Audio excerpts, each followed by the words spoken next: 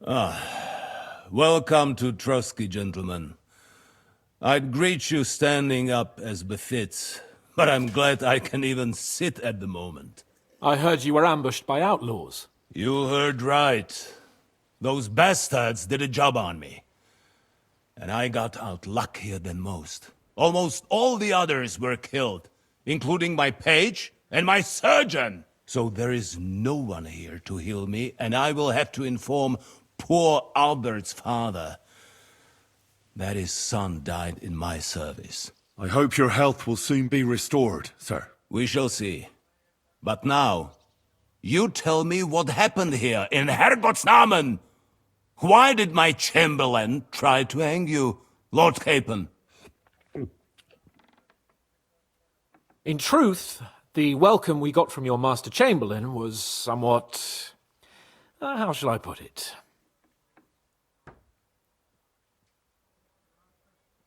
Sir, we came to your castle in a state of desperation.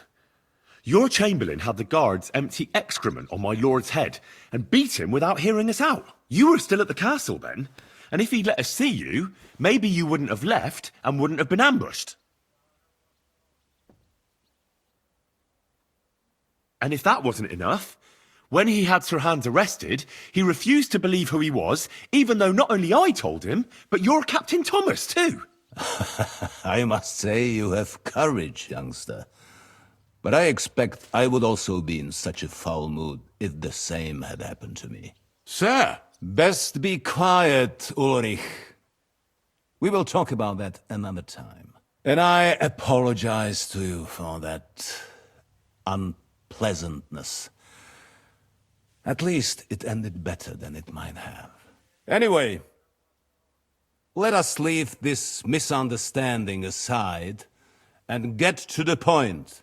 As far as I'm aware, Ratai showed no interest in negotiations before, either with me or with the League of Lords. True. Our houses have thus far stood on opposite sides. I should say so. Attacking Brno and Jihlava together with that renegade Sokol of Lemberg hardly inspired our sympathy. No, we can all point the finger. Your League of Lords, on the other hand, abducted the king. Although I don't doubt you had your reasons, just as Sir Hanush did. We certainly had. The main one being that your Wenzel is an irresponsible drunkard and idler who is hurting the Empire by his inactivity. But let us leave that aside. Tell me, what does Sir Hanush have on his mind? I am all ears. Unfortunately, during the ambush, we lost the letter we were carrying, so you'll have to make do with my word of mouth. All right. Go ahead and speak. In brief, Sir Hanush, Sir Radzig, and other lords take the view that the situation has got out of control. And that's of no benefit to anyone in Bohemia, neither Wenceslas's supporters or the League of Lords. King Sigismund's actions will not lead to instilling greater order than under King Wenceslas. Quite the contrary. Let us say that maybe. What arises from it? Sir Hanush and the other lords on our side are interested in knowing what the stance of the League of Lords is at this moment, and whether they haven't perhaps reevaluated some things. In other words, whether I might betray Sigismund.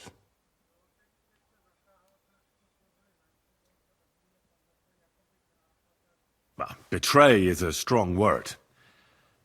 We came to you, Sir Otto, because you're the leading voice of the League of Lords. I expect there are also lords among your ranks who are considering how to find a way out of this sticky situation. And for the Kingdom of Bohemia, it would certainly be better if our powers were to join rather than parting. Your companion speaks like a diplomat, Sir Hans. However, the question is whether it's possible to join fire with water and end up with anything but nasty smoke. Nonetheless, Sir Hanush and Sir Radzig are right. There is disorder and anarchy in the land. Bandits riding roughshod all over. as we all know, to our cost. We've had plenty of experience of that at home too, sir. Only a short time ago we had to deal with a similar band. Then you will surely understand that before I begin debating who would be the better king, I must sweep my own doorstep. Only I'm damned if I know how to do that, since those bastards have wiped out half of my garrison, including my captain. If I may be so bold, sir, you're not the only one. We also have a score to settle with them, so Henry and I will gladly help you. Is that so? Now that is what I call the words of a knight, Sir Hans. Right now, we've got a common enemy. So we have common interests, too. So then, sir, may we be of assistance to you? Indeed you may. Perhaps in the end we may really find some common ground. I need to muster sufficient reserves to deal with those outlaws once and for all.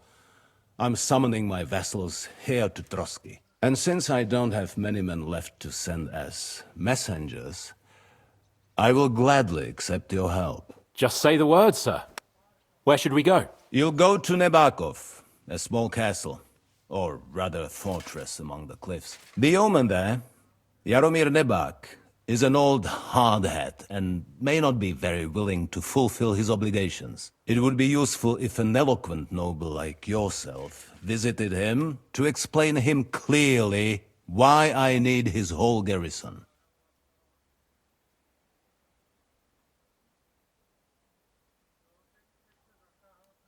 We'll take care of it, sir.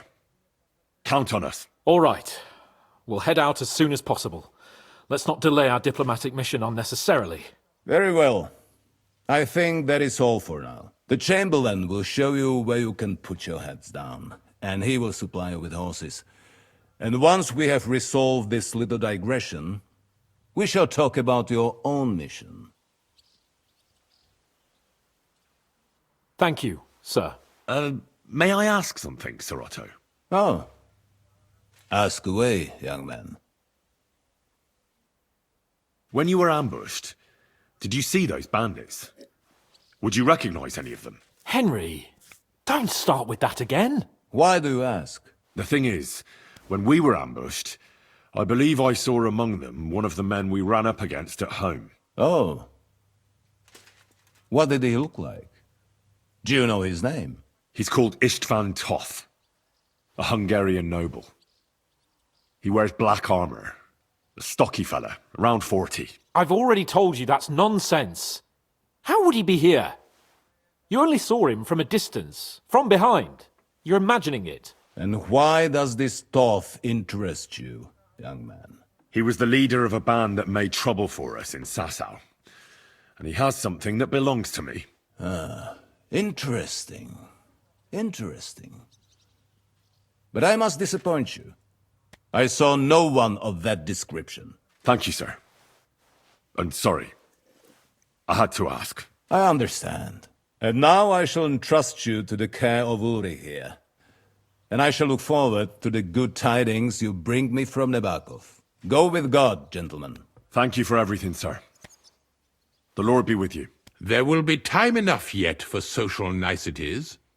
Now there are more practical matters to deal with. Sir Otto has generously agreed to accommodate Lord Capon in one of his chambers. And you, Henry, shall also be accommodated, as befits your station. There, your equipment shall also be returned to you, and you will find your horse in the stable. Nevertheless, his lordship takes the view that, as a noble's escort, you should have a befitting mount. And therefore he has kindly decided that you may take one of our horses, if you so wish.